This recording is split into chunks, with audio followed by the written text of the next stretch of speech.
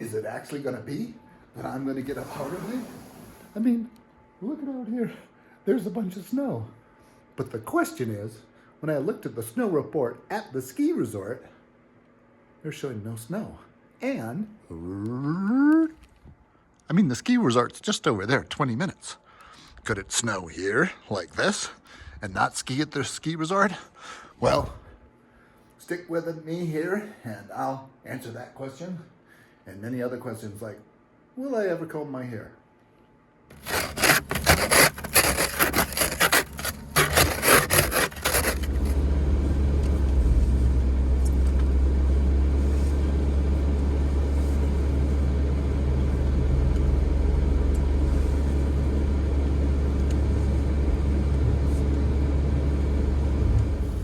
All right, I've already found some really icy spots and went sliding.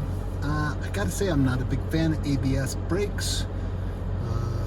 I know the thing is, oh, it can figure it out better than you can, and I'm not convinced. But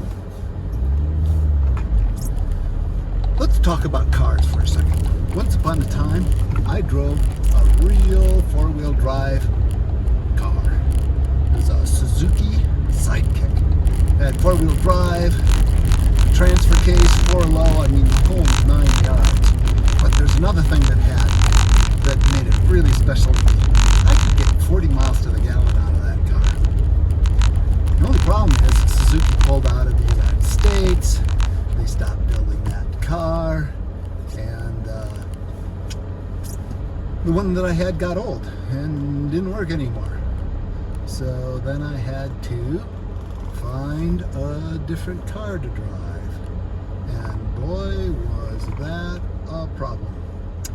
Because, you know, you should make a list before driving a car. Like, what do I want to get out of a car? And I wanted fuel efficiency, enough room to put my stuff in, and decent gas mileage.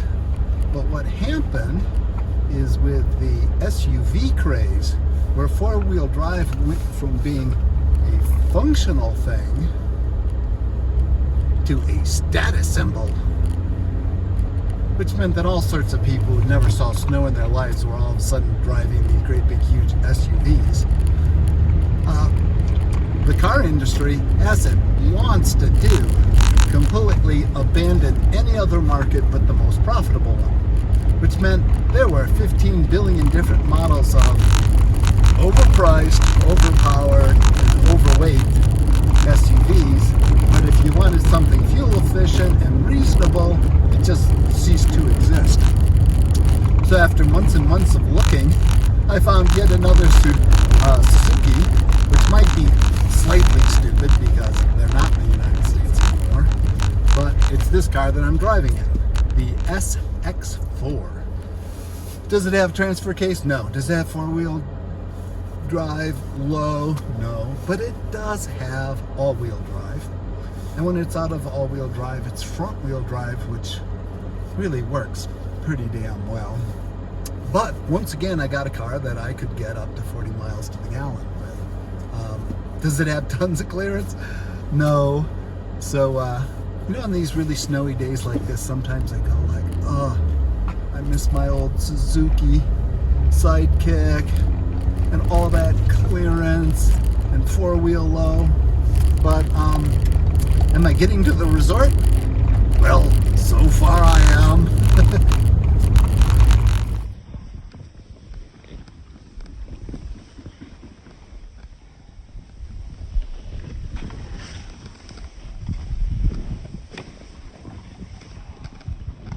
Okay, the visibility was so bad earlier, there was just no point of filming anything. But it has been a pretty cool powder day. Okay, look at that. It's untracked. Let's see if we can put a few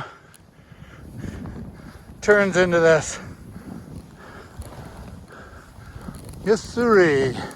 Little bit of untracked powder through the trees. And then back to the catwalk. That's one of the best secrets about powder skiing is your powder hounds will go to their secret stashes. And a lot of times leave little lines around the green runs where the weenies go.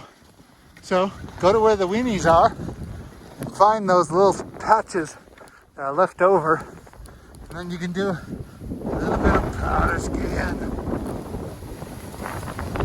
Like so. Anyway, okay, is there any powder left in the trees anywhere?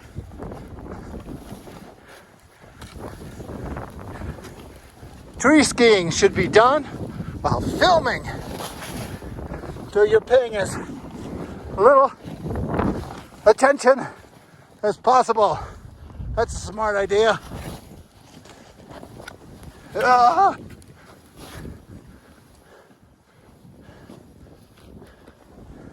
Holy moly. Do I know what I'm filming? Not really. Whee! Okay.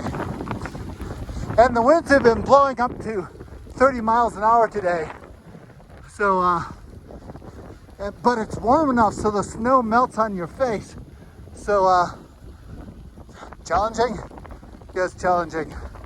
Wait, let's watch my skis go through the snow. Woo! Snow! There's some powder skiing, sort of.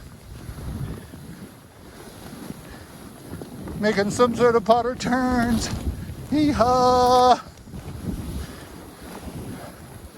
There, now I can stop complaining about there never being any powder days. Here, skis in snow. Woo.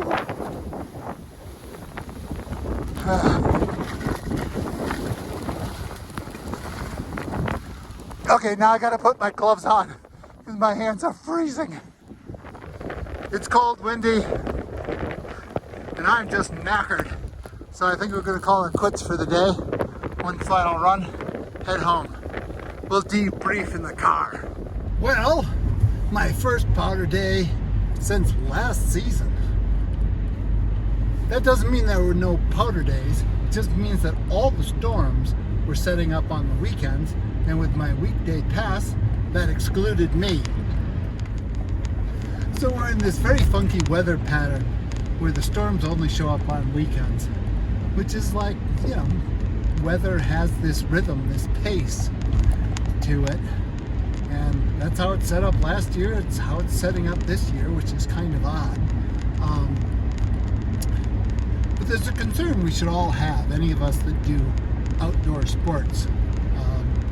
Powder days are incredibly finicky things, and so we have to be astute with watching our weather if we're going to capitalize on those opportunities. But to capitalize on them, what we need is reliable, good weather resources.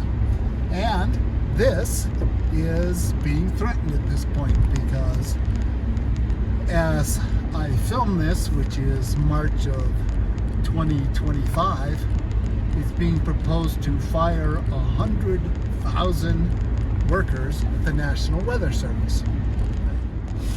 So I'm going to take a little time out from a ski video and talk about things that people consider political. And it's a political force that's making this change, but I don't believe that weather, which is run by the laws of physics, is really available to any political party to lay claim to. It's just frickin' reality. So we go out there and observe, we measure, we take data, and then we know more about what's happening with the weather. And that means we'll know when our ski days are coming. And if you're into other sports, like, do you want to go mountain biking in a thunderstorm? Maybe not. Paragliding. Do you want to go wow, the lapse rate seems fantastic. I'm going to launch my paraglider and not realize that it's the destabilization before a cold front passage comes through, because that could be extremely dangerous. So there we go.